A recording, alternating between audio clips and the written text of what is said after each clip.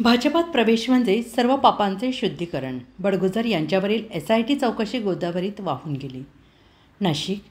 भ्रष्टाचाराचे कितीही आरोप झाले असले तरी एकदा भाजपात प्रवेश केल्यानंतर तो माणूस अत्यंत शुद्ध आणि निष्कलंक कसा होतो असाच आत्तापर्यंतचा इतिहास राहिला आहे. त्याला बडगुजर अपवाद कसे ठरणार? गेल्या काही दिवसांपासून ठाकरे गटाचे उपनेते सुधाकर बडगुजर यांच्या भाजप प्रवेशाच्या बातम्या सुरू असताना मुंबई येथे भाजप प्रदेशाध्यक्ष बावनकुळे यांच्या उपस्थितीत एकदाचा बडगुजर यांनी भाजपमध्ये प्रवेश केला. मात्र याच भाजपने विधानसभा निवडणुकीआधी सुधाकर बडगुजर यांना आरोपीच्या पिंजऱ्यात उभं केलं होतं. राजकीय वातावरण तापवलं होतं. भाजप आमदार नितेश राणे यांनी विधानसभेत काही गंभीर प्रश्न उपस्थित केले होते. ते प्रश्न केवळ प्रश्नच राहिलेले आहेत. मुंबईतील बॉम्बस्फोटातील आरोपी सलीम कुत्तासोबत सुधाकर बडगुजर यांनी डान्स करून पार्टी केल्याचा आरोप राणे यांनी केला आणि या पार्टीचे फोटो सभागृहात झळकावले होते. आणि त्यावेळेस नितेश राणे यांनी म्हटलं होतं की सुधाकर बडगुजर 1993च्या बॉम्बस्फोटातील आरोपींसोबत काय करत होते आणि याची चौकशी करण्याची मागणी राणे यांनी गृहमंत्री देवेंद्र फडणवीस यांच्याकडे केली होती. त्यावर मंत्री दादा भुसे आणि भाजप आमदार आशिष शेलार यांनी विधिमंडळात राणेंची पाठराखण केली.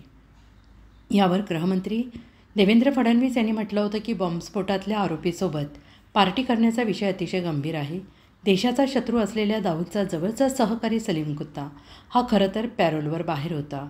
त्यामुळे त्याला पार्टी देखील करता येत नाही. त्यामुळे त्यांनी पार्टी करायची आणि कोणीतरी जाऊन त्या पार्टीत नाचायचं हा गंभीर प्रकार आहे.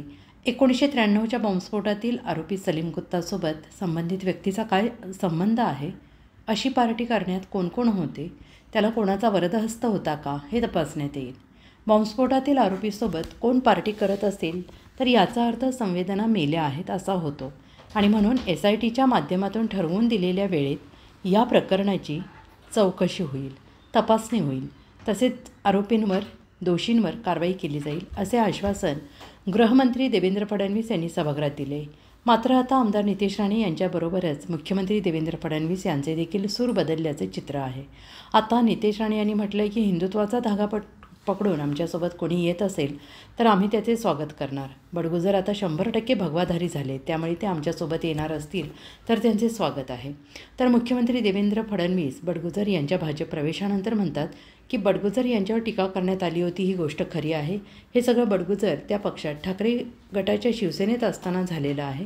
आमच्याकडे आल्यावर तसं घडलेलं नाही. काही दिवसांपूर्वी सुधाकर बडगुजर यांच्या विरोधात आकांडतांडव करणारे मात्र आज शांत झाले आहेत.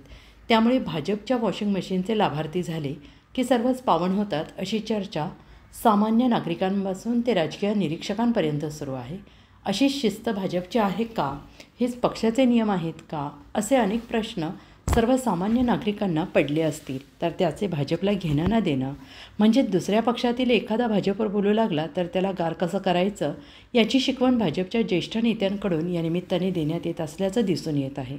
आणि या सर्व बाबी लक्षात घेता मुळात ठेकेदार असलेले बडगुजर भाजपा नेत्यांना कसे ठेक्यात नाचवतील याचं चित्र काही दिवसातच स्पष्ट होईल.